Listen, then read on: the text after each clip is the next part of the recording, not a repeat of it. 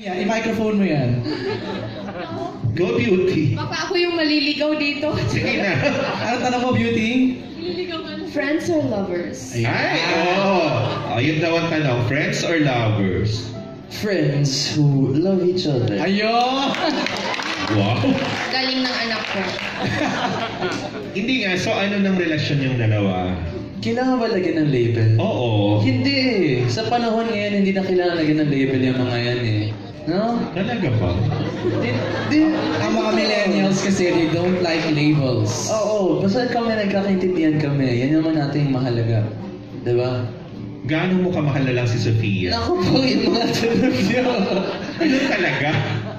Okay, ganito na lang yan. Okay, sa 2 taon kami nagsama halos araw-araw. Na dahil sa proyektong ito, dahil sa paghahanda ng proyektong ito, at sa 2 years ba to in the making? 1.5, mga ganun. Kasi maliban dito, may Blood and Crayons pa kami na magkasama. At movie, pelikula yun. At ganun din, halos araw-araw kami magkasama dahil doon. So, kilala ko na si Sofia ng buong buo. So, yung friendship namin, it's the closest kind of friendship you could have with another person. Ganun na lang yan. Yun lang. If you want a label, yun na po yun. Thank you. Wow. Ikaw naman, Sofia, paano mo i-describe ang inyong, kung ano pang meron kayo? Walang tanong niya na. Hindi, ngayon iba naman to eh. Pusong ligaw press ko to eh. O ngayon, ano nang sagot mo? Ganun po yung sabi ni Diego. Ganun yun po sana yung sabihin ko kanina. Kaya guy. Bawal ang copy paste. Yung status namin po, parehas naman po talaga na mas nagkakaintindihan kami kasi yun yung mas importante ngayon. Kasi parehas namin gusto yung ginagawa namin, parehas namin, yung pangarap namin, ito, magkaroon ng teleserye. And I'm very happy kasi nandyan siya palagi for me. Yung supporta niya nandyan, nararamdaman ko talaga. At sobrang kilala ko na din siya eh. Hindi siya pwede mag-lie sa akin. Yung mga ganung Alam kind niya of po talaga relationship. ako. Ganun. Alam ko talaga. May usapan kami kasi ni Sofia na magtutulungan kaming dalawa. Doesn't have to be a label, walang label. Basta magtutulungan kaming dalawa para abutin yung mga pangarap namin. Eto kami na yun. And Jega, you're not dating any girl. Gusto ko yung tanong na yan, ha? Kasi di ba ganon, exclusive ba kayo sa isa't isa? O meron kayo ibang, pwede kayo makipag-date or what? Kapag tinanong mo ito sa akin, tatanungin mo na si Sofia kung mag-date siya. Oo. Ikaw muna.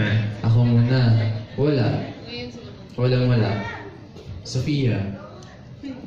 Wala po.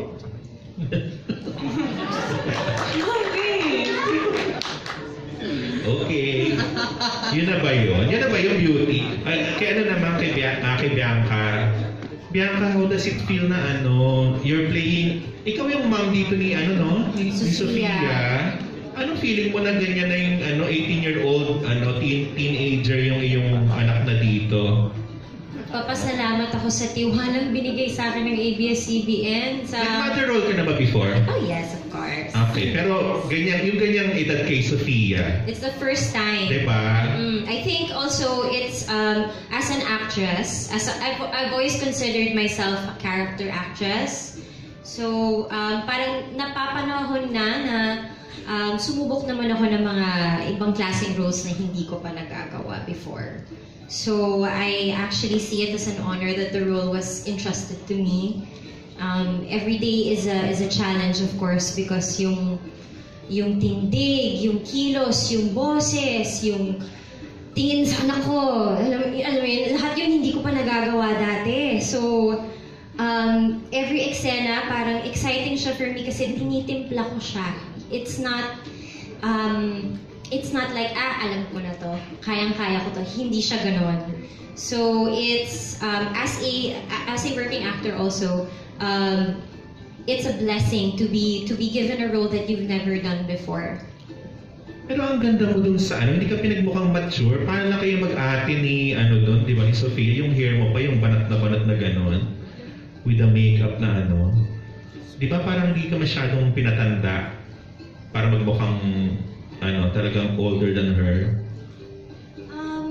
Ako naman po, meron meron naman akong tiwala din sa aming mga boss and sa aming mga producer. Pag sabi nila na okay na yan, hindi naman siya papalampasin kung hindi okay. Meaning, hindi siya aabot sa TV kung hindi din sila confident na maganda naman. Ako naman, syempre, diba? Basta ako, I give the best that I can give when I'm on the set, and then kung hindi ako sigurado din dun sa hair ko, sa bosses ko, I ask them, and if they say no, okay na, I also give them my full trust and respect. Kamusta naman si Sofia? I Yung love nakatrabaho. her. I love her. She's like my baby in real life. Okay, si Beauty. Oh, thank you. Si Beauty.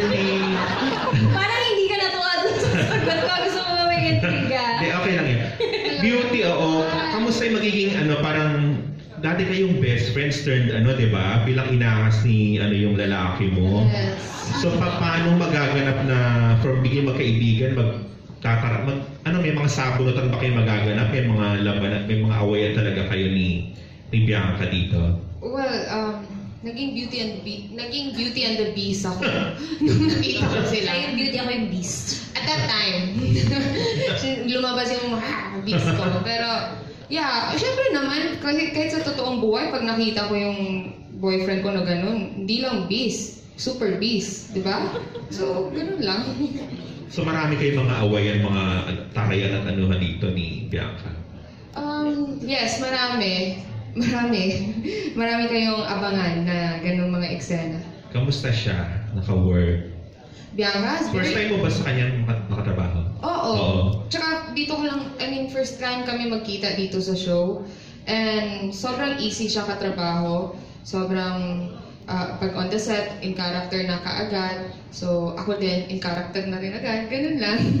And, naging close kaming dalawa. We became friends and super easy katrabaho. Actually, kaming lahat dito, sobrang madaling katrabaho.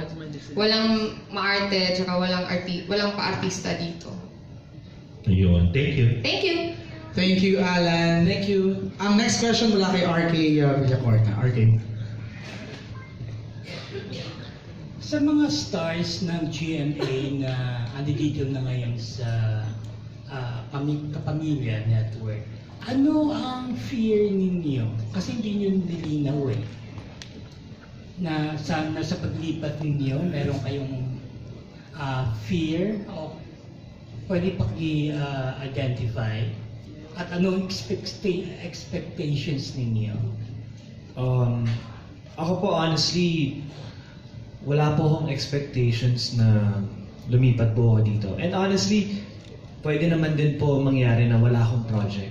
And siguro when it comes to fear, yun talaga yung pinaka mabigat na pwedeng mangyari. Kasi hit or miss po to May posibilidad din na pag lumipat ako, mawala yung career ko. And it's actually a good thing na kami ni Bianca na ginawa namin yun. Kasi it's also a challenge for us na i-step up yung acting game namin and work on our craft para mapatunayan namin yung sarili namin na karapat-dapat po kami na mabigyan ng trabaho. And we're just really very thankful to be here. And malaki po yung pleasure and we're just very thankful. And we're very happy. Kinabahan ako. Yun po. Ako po, I'm very happy, as I mentioned before, being here. I'm very honored that ABS-CBN gave me another break. Because of that happiness, hindi ko na po naiisip yung fear. Lalo na nung yung from the time na may story conference, pictorial, na nagtuloy-tuloy na yung mga taping namin, ayan po yung kabuuan.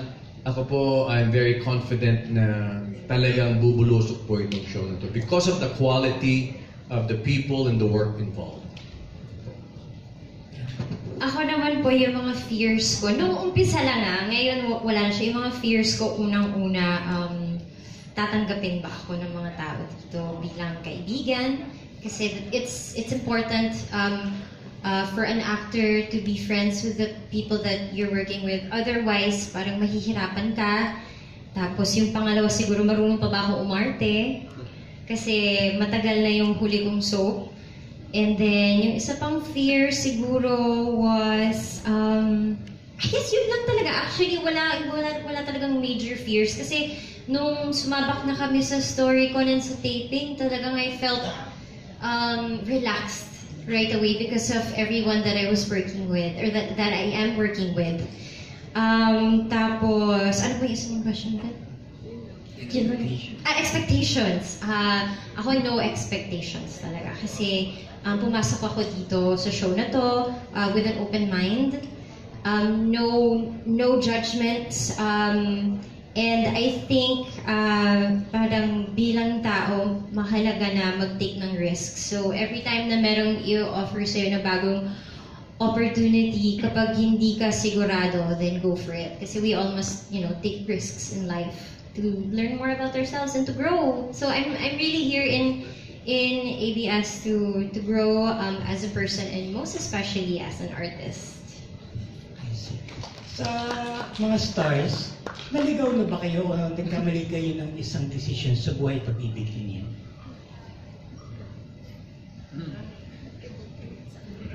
Lagi. Madalas. Sino mauna? Enzo, ayaw mamin ay. Parang si Enzo hindi, parang in a relationship naman yata siya. Never. Siguro pa dati naligaw ako. Of course, ano naman yan eh. I guess you have to test the waters until na mahanap mo yung the one mo. Nice. Parang ganun. So I think it's a constant ano naman eh.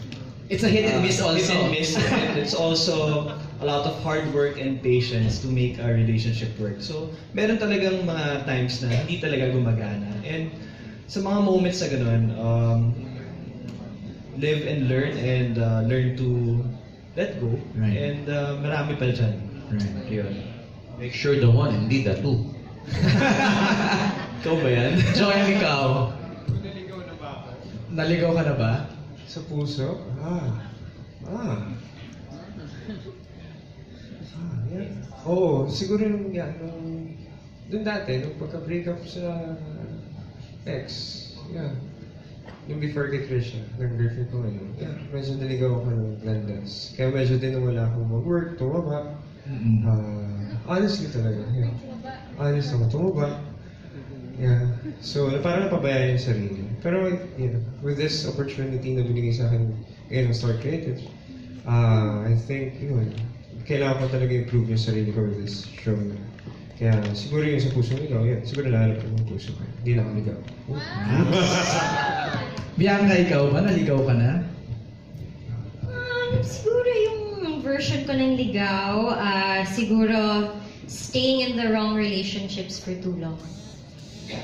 Yun. Kasi ako hindi ako nakikipag-break. So kahit na ayoko na, hindi ako makikipag-break. Gusto ko siya makipag-break. So nangyayari yan palagi sa akin, ako ang binibreakan. How long? How long daw? How long? Basta lahat ng relationships ko matagal. Okay. Siya, oo. Pero, Namatay ang ilaw, ano mangyayari? ayun. Pero after na mag-break, doon ko na-realize na I was in that wrong relationship for too long. Parang, I wasted my time. Usually, Or his ano time. mga nadi-discover mo after so long na nasa relasyon ka na hindi tama? Anong na-discover mo after the realization? Siguro, dapat pay attention to the red flags early on, di ba? Parang sa una pa lang, kapag meron kang lang nakikita na, ay, parang di yata magtatagal to. Oo. Pero kasi yung mindset ko, hindi, meron naman siyang positive qualities. So I end up staying for too long. But, yun yung mas bata ko. Pero ngayon na, mawawala na ako sa calendar. Ayun, mas wise na ako. Ayan, si Beauty. Si Beauty medyo na siya ngayon, nahanap na niya no? Kaya nga napaisip ako. Sa totoo lang, sa awa ng Diyos, hindi ko pa naisip na naligaw ako. Kasi my mom was really, always there for me. I had several relationships, pero sila yung naligaw, hindi ako. Max naman! Wow! Pero sa totoo lang, hindi ko naisip naligaw ako kasi siguro nung nawala ako sa showbiz, I felt like oh my God, what will I do now? But sa awa ng Diyos, I'm so lucky with my fiancé now na he was there for me and he believed in me na kaya ko pang bumalik. So, I'm very thankful with ABS na naniniwala pa sila sa akin, and most importantly to my fiancé na hindi niya hinayaan na maligaw ako. Thank you. Naiyak ka sa beauty. Ay nako, ganyan talaga pag ikakasal na. Aga naman ang wedding blues. Kailan ba ang kasal?